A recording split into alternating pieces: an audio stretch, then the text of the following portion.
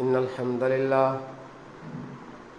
نحمده ونستعينه ونستغفره ونؤمن به ونتوكل عليه ونعوذ بالله من شرور أنفسنا ومن سيئات أعمالنا من يهده الله فلا مضل له ومن يضلل فلا هادي له وأشهد أن لا إله إلا الله وحده لا شريك له وأشهد أن محمدا عبده ورسوله أما بعد فإن خير الحديث كتاب الله وخير الهدي هدي محمد صلى الله عليه وسلم وشر الأمور محدثاتها وكل محدثة بدعة وكل بدعة ضلالة وكل ضلالة في النار. أعوذ بالله من الشيطان الرجيم من همزه ونفخه ونفثه. بسم الله الرحمن الرحيم. يا أيها الذين آمنوا اتقوا الله حق تقاته ولا تموتن إلا وأنتم مسلمون. يا أيها الناس اتقوا ربكم الذي خلقكم من نفس واحدة وخلق منها زوجها وبث منهما رجالا كثيرا ونساء واتقوا الله الذي تساءلون به والأرحام إن الله كان عليكم رقيبا. يا أيها الذين آمنوا اتقوا الله وقولوا قولا سديدا يصلح لكم أعمالكم ويغفر لكم ذنوبكم ومن يطع الله ورسوله فقد فاز فوزا عظيما. وقال تعالى في موضع آخر أعوذ بالله من الشيطان الرجيم فكيف إذا جئنا من كل أمة بشهيد وجئنا بك على هؤلاء شهيدا. رب اشرح لي صدري ويسر لي أمري واحلل عقدة من لساني يفقهوا قولي. اللهم انفعني بما علمتني وعلمني ما ينفعني وزدني علما. ہر قسم کی تعریف حمد و ثنا اللہ رب العزت کے لیے سزاوار ہے.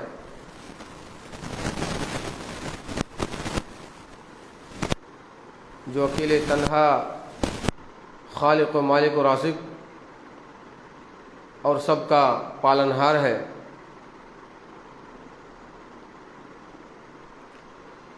بیش بہا درود و سلام نازل ہو تمام انبیاء کرام پر، خصوصاً ہمارے اور آپ کی پیارے نبی جناب محمد الرسول اللہ صلی اللہ علیہ وسلم پر. اللہم صلی علی محمد وعلی آل محمد کما صلیت علی ابراہیم وعلی آل ابراہیم انک حمید مجید.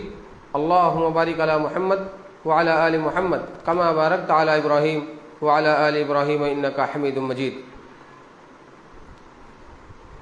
معزز و محترم سامعین کرام، اسلامی بھائیوں، بزرگوں، نوجوان ساتھیوں اور پردے کے پیچھے تشریف فرما خواتین اسلام، اللہ رب العالمین کا بے پایا شکر و احسان ہے کہ اس نے ہمیں اشرف المخلوقات انسان بنایا. تمام ادیان و مذاہب پر غالب ہونے والا دین رحمت یعنی اسلام عطا کیا. سید الانبیاء، سید المرسلین، شفیع المذنبین، خاتم النبیین، رحمت للعالمین صلی اللہ علیہ وسلم کو ہمارے درمیان میں ہماری اصلاح کے لیے مبعوث فرمایا اور ہمیں نبی اکرم صلی اللہ علیہ وسلم کا امتی ہونے کا شرف حاصل ہوا.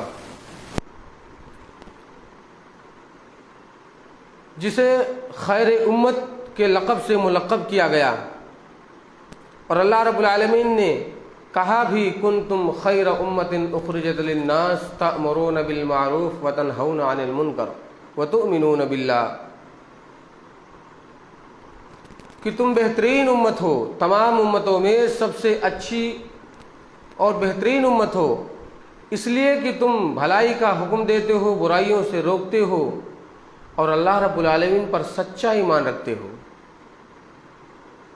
یہ اللہ رب العالمین کا بہت بڑا فضل و انعام ہے میرے بھائی۔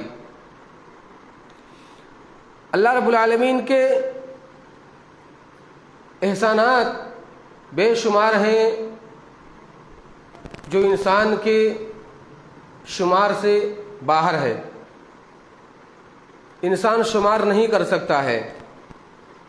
ویسے انبیاء کرام خوبیوں کے مجموعہ تھے، اور ان کے اندر یہ خوبی ہوتی تھی کہ معصوم عن الخطا ہونے کے باوجود بھی وہ اللہ رب العالمین کے خوف سے لرزتے رہتے تھے، ڈرتے رہتے تھے۔ میرے بھائی، آج کے اس خطبہ جمعہ میں میں اسی موضوع پر بحث کرنے والا ہوں اللہ رب العالمین کی توفیق سے کہ خوف الہی میں صحابہ کرام بے مثال تھے، اور ایک ہماری ڈر اور ہماری خوف ہے جو ہم صرف شیطان سے ڈر رہے ہیں، اللہ سے ڈر نہیں رہ گیا ہے، لوگوں سے ڈرتے ہیں۔ اللہ اس کے رسول صلی اللہ علیہ وسلم کے بتائے ہوئے قانون پر عمل کرنے سے دور ہیں۔ میرے بھائیوں، اللہ رب العالمین نے ارشاد فرمایا الذین یبلغون رسالات اللہ ویخشونہ ولا یخشون احدا الا اللہ، فرمایا انبیاء کرام جو تھے وہ اللہ کے پیغام کو لوگوں تک پہنچاتے تھے اور صرف اللہ سے ڈرتے تھے، کسی سے نہیں ڈرتے تھے، صرف اللہ سے ڈرتے تھے اور کسی سے نہیں ڈرتے تھے۔ یہ بہت بڑی بات اللہ تعالیٰ نے کہی، بہت بڑی بات ہے کہ صرف اللہ سے ڈرتے تھے اور کسی سے نہیں ڈرتے۔ یہ اپنے آپ میں خود ایک مثال ہے۔ صحابہ کرام کی زندگیاں سب کے لیے ایک مثال ہے۔ تو میرے بھائیوں، جب ان کے بارے میں کھل کر کے اللہ رب العالمین نے کہہ دیا، اور قرآن بھی واضح ہے طور پر کہہ دیا کہ جو اللہ رب العالمین کے انبیاء کرام تھے وہ اللہ کے پیغام کو صحیح سلامت اور حق کے ساتھ پہنچاتے تھے اور اللہ سے ڈرتے تھے، کسی سے نہیں ڈرتے تھے، تو وہی تعلیم وارثین انبیاء کو بھی دی گئی، یعنی علماء حق کو دی گئی، دین کے علماء کو دی گئی۔ وہی پیغام ہمیں بھی دیا گیا، وہی پیغام، وہی تعلیم، وہی انداز، وہی لہجہ، وہی طریقہ ہم لوگوں کو بھی دیا گیا، ان میں سے علماء حق کو دیا گیا کہ وہ اللہ رب العالمین سے ڈرتے ہیں اور کسی سے نہیں ڈرتے۔ اللہ اکبر! کیا کہا اللہ تعالیٰ نے؟ کہا انما یخشی اللہ من عبادہ العلماء، اللہ کے وہ بندے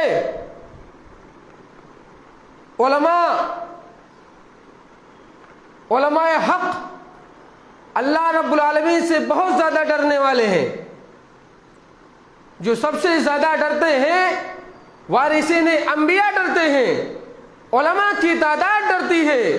وہ علماء جو علماء حق پر قائم ہیں، سچ پر قائم ہیں، توحید پر قائم ہیں، وہ علماء ڈرتے ہیں اللہ رب العالمین سے، خاص کر دیا گیا ہے۔ میرے بھائیوں، خوف الہی جب انسان سنتا ہے تو بندے کے اندر ایک ڈر اور خوف اس کے اندر پیدا ہو جانی چاہیے۔ میرے محترم بھائیوں، یہ وسیع و عریض زمین اور اسی طریقے سے بلند و بالا بے ستون آسمان، یہ شجر و حجر، یہ پہاڑ اور دریا، یہ تمام کے تمام اللہ رب العالمین سے ڈرتے ہیں، سب ڈرتے ہیں، صرف انسان نہیں ڈرتا ہے۔ وہ اتنا ڈرتے ہیں، پہاڑ اس قدر ڈرتے ہیں کہ ان کے بارے میں اللہ رب العالمین نے سورہ بقرہ کے اندر ذکر کر دیا، کہا وَإِنَّ مِنَ الْحِجَارَةِ لَمَا يَتَفَجَّرُ مِنْهُ الْأَنْهَارُ وَإِنَّ مِنْهَا لَمَا يَشَّقَّقُ فَيَخْرُجُ مِنْهُ الْمَاءُ وَإِنَّ مِنْهَا لَمَا يَهْبِطُ مِنْ خَشْيَةِ اللَّهِ۔ دنیا میں اللہ رب العالمین نے 3 قسم کے پتھر بنائے ہیں۔ بعض پتھر ایسے ہیں جن سے نہریں نکلتی ہیں، بعض پتھر ایسے ہیں جو اللہ رب العالمین کے خوف سے لرزتے ہیں، ڈرتے ہیں اور گر پڑتے ہیں، اور بعض پتھر ایسے ہیں جو پھٹ جاتے ہیں اللہ کے خوف سے، جن سے پانی نکلتا ہے، جن سے ہم لوگ پیتے ہیں۔ پتھر بھی اللہ رب العالمین سے ڈرتے ہیں، اللہ اکبر۔ پتھر اتنا سخت، یہ اللہ رب العالمین کے خوف سے لرزتے ہیں۔ جب پہاڑ کی چوٹی پر رہتے ہیں، آپ دیکھیں گے کہ وہ پہاڑ، وہ پتھر پہاڑ کے چوٹی سے لڑک کر کے نیچے وادی میں آتے ہیں۔ وہ اللہ کا خوف ہے جس کی بنیاد پر وہ پہاڑ کے اوپر سے چوٹی سے پتھر نیچے لڑک کر کے آتے ہیں اور نیچے گرے پڑے آپ کو دکھائی پڑتے ہیں۔ اور آپ دیکھتے ہیں بارش کے مہینے میں، بارش کے موسم میں دیکھتے ہوں گے، خود ہم نے تو خود نظارہ کیا ہے، آپ بھی دیکھے ہوں گے، آپ کے یہاں تو پہاڑوں کی بھرمار ہے۔ پہاڑوں کے اندر سے جہاں کوئی نہر نہیں ہے، جہاں کوئی سطح نہیں ہے، اس پہاڑ کے سخت پتھر کے بیچ سے پھاڑ کر کے اللہ رب العالمین پانی نکالتا ہے اور لوگ پیتے ہیں۔ اتنا لذیذ، اتنا میٹھا، اتنا بہترین مشروب ہے، وہ لوگ پیتے ہیں۔ وہ قدرتی فلٹر کیا ہوا پانی نکلتا ہے، اللہ اکبر۔ میرے بھائی، تو یہ پہاڑ اور یہ پتھر، یہ دریا، یہ شجر اور حجر بھی اللہ رب العالمین کے خوف سے لرزتے ہیں، ڈرتے ہیں۔ محترم حضرات، یہ رہے پہاڑ اور اس طریقے سے بے جان چیزیں جو اللہ کے خوف سے لرزتے ہیں۔ آئیے ذرا دیکھتے ہیں کہ امام الانبیاء علیہ الصلاۃ والسلام خوف الہی کے بارے میں کس قدر ڈرتے تھے، کیا خوف تھا آپ کے دل کے اندر، کیا ڈر تھا، آپ کے دل کتنے نرم تھے، کتنا نرم تھا آپ کا دل کہ پوری دنیا کے اندر ایک مثال قائم ہے۔ حضرت مطرف کے والد، کیا نام؟ حضرت مطرف کے والد محترم، والد حضرت عبداللہ رضی اللہ تعالی عنہ کہتے ہیں کہ رأیت رسول اللہ صلی اللہ علیہ وسلم یصلی وفی صدرہ عزیز کما کعزیز الرحا من البکاء۔ فرمایا گیا، وہ کہتے ہیں کہ میں نے نبی اکرم صلی اللہ علیہ وسلم کو دیکھا کہ آپ نماز پڑھ رہے ہیں اور آپ کے سینے سے، سینے مبارک سے ایسی آواز پیدا ہو رہی ہے جیسے کوئی چیز ہانڈی میں ابل رہی ہو۔ اس قدر آپ کے سینے سے آواز آ رہی ہے رونے کی، آپ رو رہے تھے، آپ رو رہے تھے، اللہ کے خوف سے رو رہے تھے۔ کس حالت میں؟ نماز کی حالت میں رو رہے تھے۔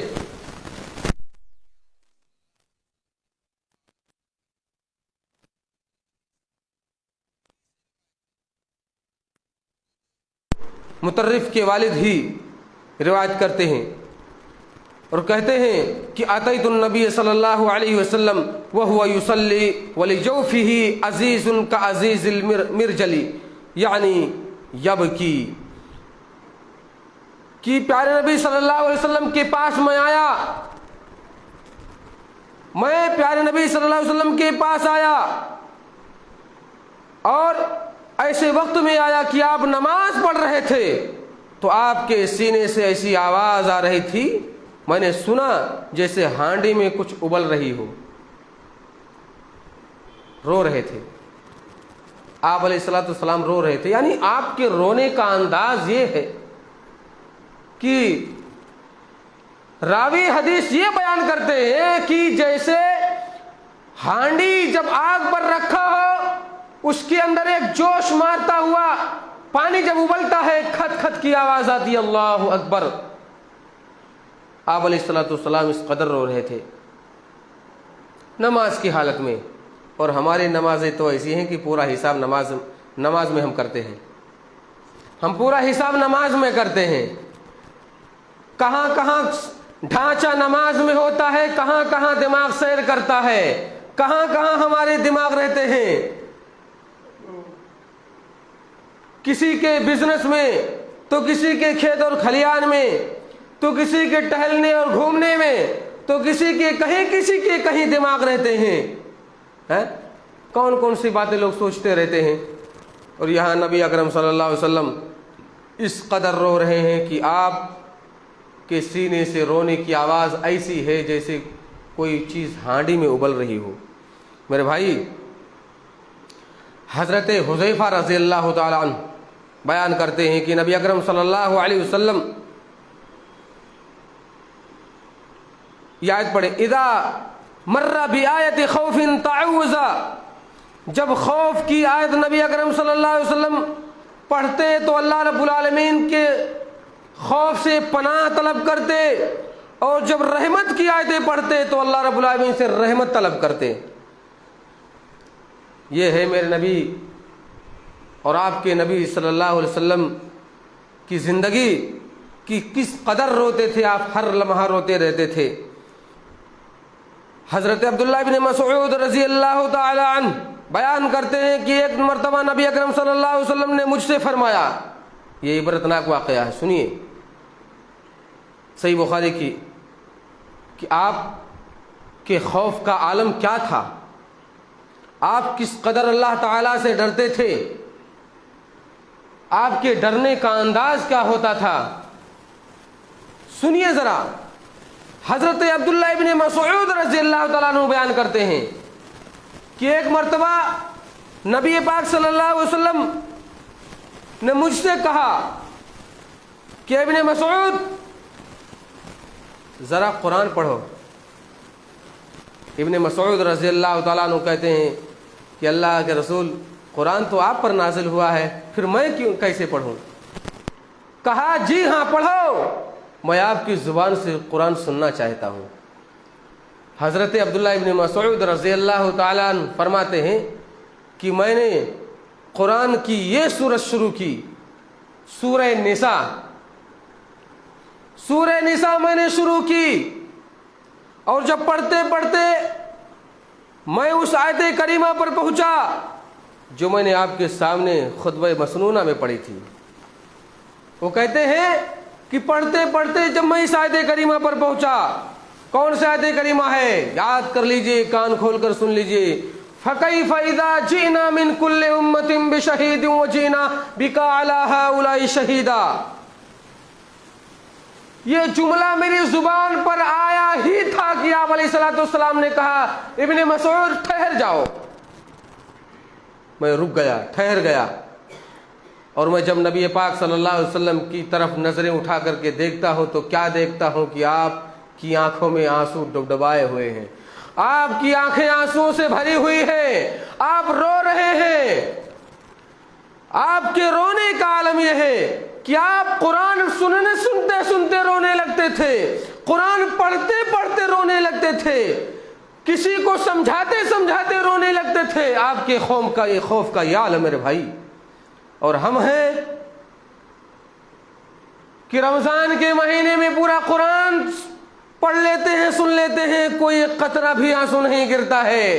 عام مہینے بھی ہم قرآن سنتے رہتے، پڑھتے رہتے ہیں، لیکن ایک قطرہ بھی آنسو نہیں گرتا ہے۔ ہم نمازیں کتنے پڑھ ڈالتے ہیں لیکن ایک قطرہ بھی آنسو نہیں گرتا ہے۔ ہم دعائیں اور ذکر و اذکار کتنے کر جاتے ہیں اللہ رب العالمین سے، لیکن اللہ کے خوف سے ہمارے یہ آنکھ یہ گرم پانی نہیں نکالتے۔ کیوں؟ اس لیے کہ ہمارے دل بہت پتھر ہو چکے ہیں، ہمارے دل بہت سخت ہو چکے ہیں۔ یاد کر لیجئے میرے بھائی، اگر ہماری آنکھوں سے آنسو نہ گرے تو یاد کر لیجئے کہ ہمارے دل سخت ہو چکے ہیں۔ قرآن سننے کے بعد ہمارے دل نہ لرزیں تو یاد کر لیجیے ہمارے دل بہت سخت ہو چکے ہیں، پتھر ہو چکے ہیں، پتھر سے بھی کہیں زیادہ سخت ہو چکے ہیں۔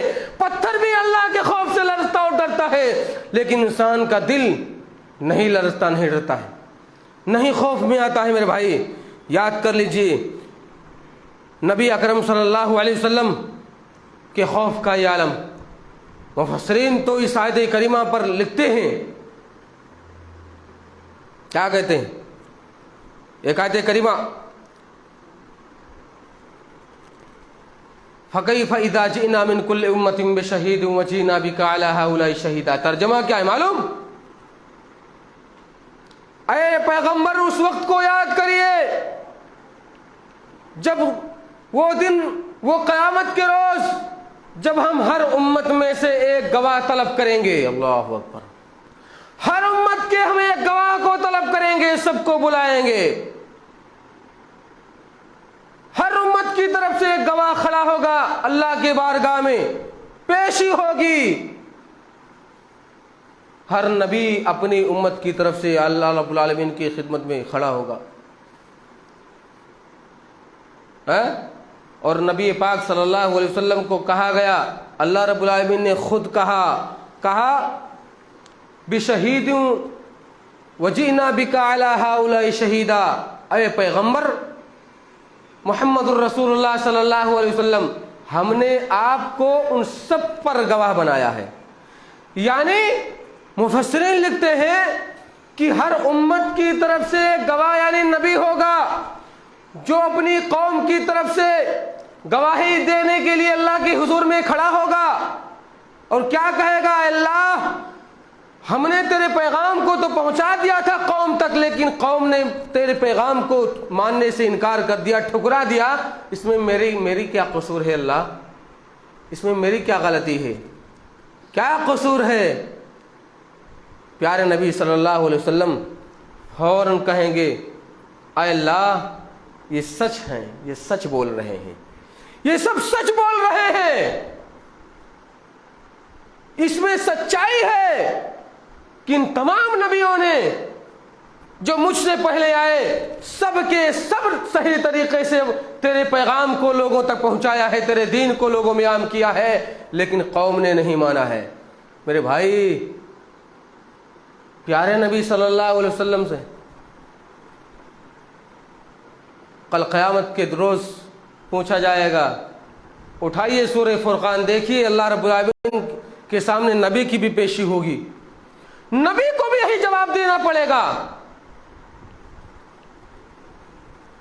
کہ اللہ ہم نے تیرے اس قرآن کو لوگوں تک پہنچا دیا تھا، لیکن اس قرآن کو لوگوں نے چھوڑ دیا تھا۔ اللہ اکبر، اس قرآن کو لوگوں نے چھوڑ دیا تھا، ہماری کوئی قصور نہیں۔ یعنی سب کی پیشی ہوگی، سب کی پیشی ہوگی، ہر امت کی طرف سے ایک نبی آئے گا، جن امت کی طرف سے نبی آئے وہ وہاں بھی اللہ کے سامنے پیش ہوں گے۔ تو کیا جب نبی کریم صلی اللہ علیہ وسلم کو رب کے سامنے پیش کیا جائے گا، اللہ کے رسول رب کے سامنے کھڑے ہوں گے تو اے اللہ کے بندو، اے نبی کے امتیوں کیا جواب دو گے؟ کیا گواہی دو گے؟ کیا اللہ کے رسول صلی اللہ علیہ وسلم کو رسوا کرو گے؟ نعوذ باللہ، اللہ رب العالمین کے اس رحمت للعالمین پیغمبر کو کیا جواب دو گے؟ اللہ کے رسول کو تم رسوا کرنے کے لیے آئے ہو کیا؟ اللہ کے رسول کو وہاں پر کیا رسوا کرنے کے لیے کھڑے ہو گے؟ اللہ کے رسول کیا جواب دیں گے؟ ہمارے خلاف یہ قرآن کیا گواہی دے گا؟ اللہ تیرے اس قرآن کو لوگوں تک پہنچا دیا تھا، لیکن انہوں نے نہیں مانا تھا، انہوں نے بالائے طاق رکھ دیا، انہوں نے سال ہا سال نہیں اٹھایا، انہوں نے اس قرآن پر عمل نہیں کیا، لوگوں میں عام نہیں کیا، لوگوں کو تک پیغام نہیں پہنچایا، اور اگر پیغام پہنچا تو انہوں نے ہٹ دھرمی اور ذلت کے ساتھ یہ دنیا میں گھومتے رہے اور اکڑتے رہے۔ نبی کو رسوا کرو گے؟ کیا کرو گے؟ کیا نبی کو خوش کرو گے؟ ہاں، کہتے ہو نبی کے دیوانے ہیں، نبی کے عاشق ہیں، نبی کے پیروکار ہیں، نبی کے نام پر مر مٹنے والے ہیں، لیکن بتاؤ نبی کے نام پر کیا کیا آپ نے کیا ہے؟ کتنی بدعتیں کر ڈالی ہیں زندگی میں، کتنے خرافات کر ڈالے ہیں آپ نے، کیا کیا نہیں کیا ہے آپ نے، کتنے پیغامات رب کے آپ نے ٹھکرا دیے ہیں، کتنے قوانین پر ضرب پڑے ہیں نبی کریم صلی اللہ علیہ وسلم کے، کتنے قانون کو آپ نے نبی کے مانا ہے۔ آپ تیار ہیں، میں جانتا ہوں آپ نبی کریم صلی اللہ علیہ وسلم کے فرمودات پر عمل کرنے سے قاصر ہیں۔ میرے بھائی ایسا مت بنو، مومن مسلمان بنو، صرف دعویٰ کرنے والا مسلمان نہ بنو میرے بھائیو۔ اللہ کے رسول کو رسوا نہ کرو، قیامت کے روز عمل کرنے لگ جاؤ، آ جاؤ ایک اللہ واحد کی طرف۔ میرے بھائیو یہ رہی نبی کریم صلی اللہ علیہ وسلم کے خوف کا عالم۔ اسی طریقے سے صحابہ کرام کے بھی خوف الہی کے بارے میں سن لیجیے۔ صحابہ کرام کا خوف کیا تھا، وہ کیسے ڈرتے تھے، سنیے پیارے نبی صلی اللہ علیہ وسلم کے مشفق ساتھی یار غار، آپ کے دنیا کے اندر آپ کے ساتھ میں رہنے والے، سفر اور حضر میں آپ کے ساتھی، غار حرا میں ساتھی، آپ کے برے وقت میں ساتھی، آپ کو تصدیق کرنے والے خلیفہ اول ابو بکر صدیق رضی اللہ تعالی عنہ، اللہ اکبر۔ ان کے خوف کا عالم دیکھ لیجئے کہ دنیا کے اندر ہی اس شخصیت کو بشارت دے دی گئی جنت کی۔ کیا؟ جنت کی بشارت دنیا میں ہی دے دی گئی۔ ابو بکر صدیق رضی اللہ تعالیٰ عنہ کو، اتنے فضیلت اور کمالات والے آدمی، ایسی اتنی بڑی شخصیت، ان کے خوف کا عالم دیکھ لیجئے کہ محمد بن سیرین رحمت اللہ علیہ فرماتے ہیں کہ نبی اکرم صلی اللہ علیہ وسلم کے بعد اس دھرتی پر سب سے زیادہ ڈرنے والا ابو بکر صدیق سے زیادہ کسی کو نہیں دیکھا۔ نبی کے بعد جو ہستی ہے ابو بکر صدیق رضی اللہ تعالیٰ عنہ کی ہے۔ یہاں بھی آپ کے پہلو میں لیٹے ہوئے ہیں، یہاں بھی آپ کے نبی کریم صلی اللہ علیہ وسلم کے پہلو میں لیٹے ہوئے ہیں، اور جنت میں بھی آپ کے ساتھی ہیں، جنت میں بھی آپ کے ساتھی ہیں۔ یہاں بھی ہر قدم پر آپ کے ساتھی رہے، اور وہاں بھی ہر قدم پر آپ کے ساتھی رہیں گے۔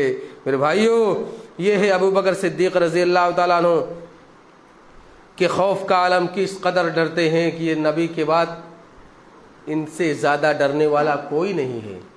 اسی طریقے سے اس شخصیت کو بھی یاد کر لیں، ذرا سن لیں۔ عمر فاروق جیسی ہستی، عمر فاروق جنہیں دنیا میں جنت کی بشارت دے دی گئی، یاد کر لیجئے کہ ابو بکر صدیق رضی اللہ تعالیٰ عنہ کے بعد یہ دوسرے خلیفہ ہیں۔ یہ ایسی شخصیت ہے کہ ان کے اشارے پر قرآن کی آیت کریمہ اتر جایا کرتی تھی۔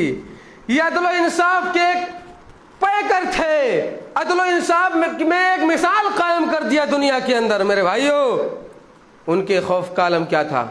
ان کے خوف کا عالم تو یہ ہے کہ انہ سمع قارعا یقرأ ان عذاب ربک لواقع ما له من دافع۔ کسی پڑھنے والے کی زبان سے ابو عمر فاروق رضی اللہ تعالیٰ عنہ نے کیا یہ الفاظ سنے ہی تھے؟ کسی پڑھنے والے، خود نہیں، کسی پڑھنے والے کی زبان سے یہ آیت کریمہ ان کی کان سے ٹکرائی، سنے، اور سننے کے بعد کیا ہوا کہ ان کی چیخیں نکل گئیں۔ ان عذاب ربک لواقع ما له من دافع۔ یہ قرآن کا یہ جملہ سننا تھا کہ ان کی چیخیں نکل گئی، غشی طاری ہو گئی، بے ہوش ہو کر گر پڑے۔ ان کو گھر لایا گیا، پتہ چلا گھر میں نہیں باہر ہی سنے تھے، گھر لایا گیا۔ اس کے بعد تقریباً 1 ماہ تک بیمار رہے۔ ایک آیت کریمہ سننے کا عالم یہ ہے کہ 1 مہینہ تک بیمار ہیں حضرت عمر فاروق رضی اللہ تعالیٰ عنہ، بے ہوش ہو کر گر پڑے. معلوم کیا اس کا ترجمہ کیا ہے؟ ان عذاب ربک لواقع، تیرے رب کا عذاب واقع ہو کر رہے گا، یعنی قیامت تیرے رب کا عذاب واقع ہو کر رہے گا. ما لہ من دافع، جس سے کوئی بچا نہیں سکتا ہے، کوئی دفع نہیں کر سکتا ہے جس کے عذاب سے. اللہ اکبر، سبحان اللہ. اللہ کے عذاب سے کوئی کسی کو بچا نہیں سکتا ہے. اللہ اکبر. نبی بھی نہیں بچا سکتے، ولی بھی نہیں بچا سکتے.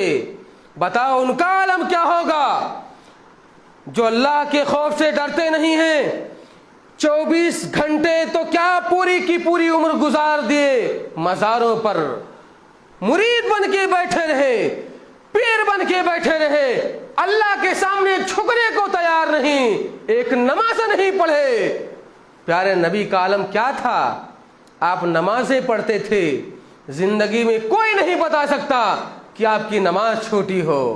آپ کی نماز ایک مرتبہ قضا تو ہو گئی عصر کی، لیکن آپ پتھریں کھائے، دشمنوں کے پتھریں کھائے، آپ کے دندان مبارک شہید ہوئے، آپ کے سر مبارک سے خون نکلے، آپ کے جسمی اطہر سے خون نکلے. آپ بد دعا نہیں کرے، لیکن عصر کی نماز فوت ہو گئی تو آپ نے بد دعا کر دیا کہ اللہ ان کے گھروں میں آگ لگا دے جنہوں نے میری عصر کی نماز چھوڑا دی ہے.